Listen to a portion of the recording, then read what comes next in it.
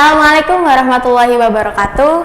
Perkenalkan, nama saya Jihan Hua. Kembali lagi di segmen Kurma, Kultum Ramadan membawa hikmah bagi kita semua.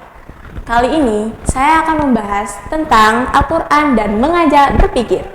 Al-Quran mengajak kita untuk berpikir, merenung, dan melakukan kajian. Banyak umat Islam menjadi antusias tentang gagasan bahwa Al-Quran benar-benar mengambil sikap itu dan mendorong umat Islam untuk berpikir dan merenung.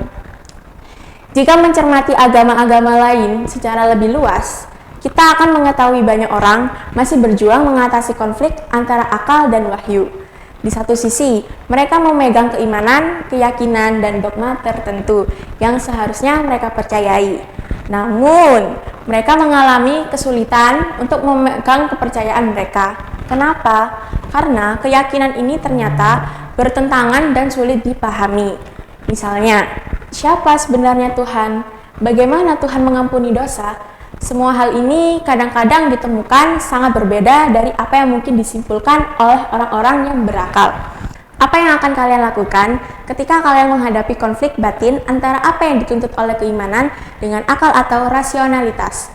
Mereka yang terjebak dalam dikotomi beralih menolak agama sama sekali saat mereka diperkenalkan tentang Islam.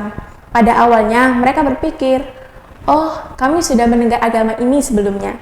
Kami tahu seperti apa agama itu. Ia tak lain doktrin-doktrin yang tidak dapat dipahami dan kontradiktif. Tetapi yang perlu ditekankan bahwa Al-Quran sebenarnya mengundang manusia untuk menggunakan akalnya untuk berpikir, merenung, dan meneliti. Al-Quran menjelaskan orang-orang sebelum kita yang tidak menggunakan akal mereka, mengapa kalian menganjurkan orang lain untuk berbuat baik, sedangkan kalian melupakan diri sendiri, padahal kalian membaca kitab suci. Tidakkah kalian berpikir?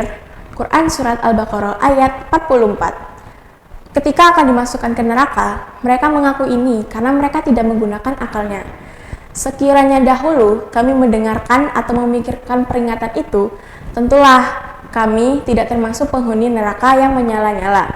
Quran Surat Al-Mulk ayat 10. Itu berarti bahwa menggunakan akal menjadi salah satu cara untuk mencegah seseorang dihukum masuk neraka. Pada surat Al-Imran ayat 190 yang berbunyi, Bismillahirrahmanirrahim. Inna fi khalqis samawati wal ardi wa ikhtilafil laili wan nahari la ayatil liulil albab. Yang artinya, sesungguhnya dalam penciptaan langit dan bumi serta pergantian malam dan siang terdapat tanda-tanda kebesaran Allah bagi orang yang berakal.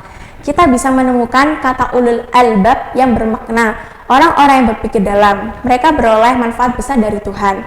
Dan kembali ke surat Al-Imran, Allah berfirman, dan orang-orang yang ilmunya mendalam berkata, kami beriman kepadanya Al-Quran. Semuanya dari sisi Tuhan kami, tidak ada yang dapat mengambil pelajaran kecuali orang yang berakal.